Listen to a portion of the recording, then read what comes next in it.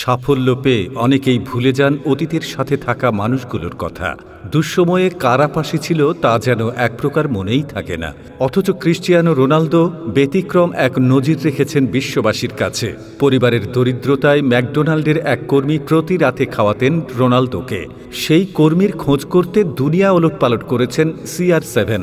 পৃথিবীর অন্যতম বড় তারকা ও হাজার হাজার কোটি টাকার মালিক হলেও তাঁর জীবনকে পরিপূর্ণ মনে হয়নি। মনের মধ্যে কাজ করছে ম্যাকডোনাল্ডের সেই কর্মীকে প্রতিদান দেওয়ার ইচ্ছে।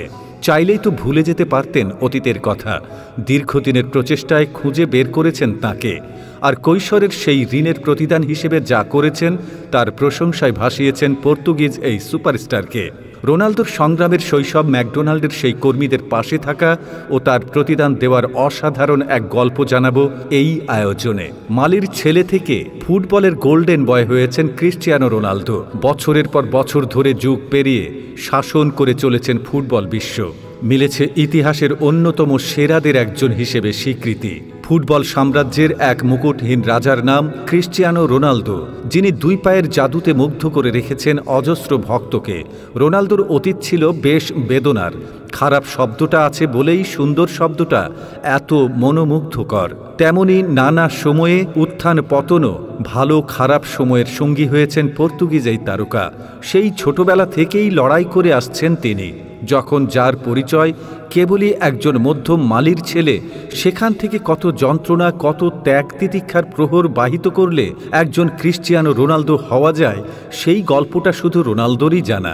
তবে 2019 সালে ব্রিটিশ টিভি তারকা পিয়ার্স মর্গানকে দেওয়া একটি সাক্ষাৎকারে নিজের অতীত সংগ্রামের খানিকটা তুলে ধরেছিলেন, যেখানে উঠে এসেছিল এক ম্যাকডোনাল্ড কর্মীর কথা। রোনালদো বলেন, আমি যখন 11 বা 12 বছরের ছিলাম তখন আমাদের কাছে কোনো অর্থই ছিল না। আমরা লিসবনের ওই অংশে থাকতাম যেখানে বাকি সব কিশোর ফুটবলাররা থাকত। রাত একটু গভীর হলে ক্ষুধা লাগত। যে স্টেডিয়ামের পাশে আমরা থাকতাম সেখানে একটা ম্যাকডোনাল্ডস ছিল। প্রায়ই আমরা পেছনের দরজা দিয়ে নক করতাম আর বলতাম, কোনো বার্গার আছে? সেখানে আদনা ও আরও 2টা মেয়ে ছিল। এই দুজনের মমতা ছিল অবিশ্বাস্য। তখন ক্ষুধার্ত রোনালদোকে চেষ্টা করতেন কিছু খেতে দিতে। তাই অজস্র সম্পদ হওয়ার পরও সেই আদনাকে খুঁজে বেরিয়েছেন ক্রিস্টিয়ানো রোনালদো। সাক্ষাৎকারে রোনালদো বলেন, তাদের পরে অনেক খুঁজেও আমি পাইনি।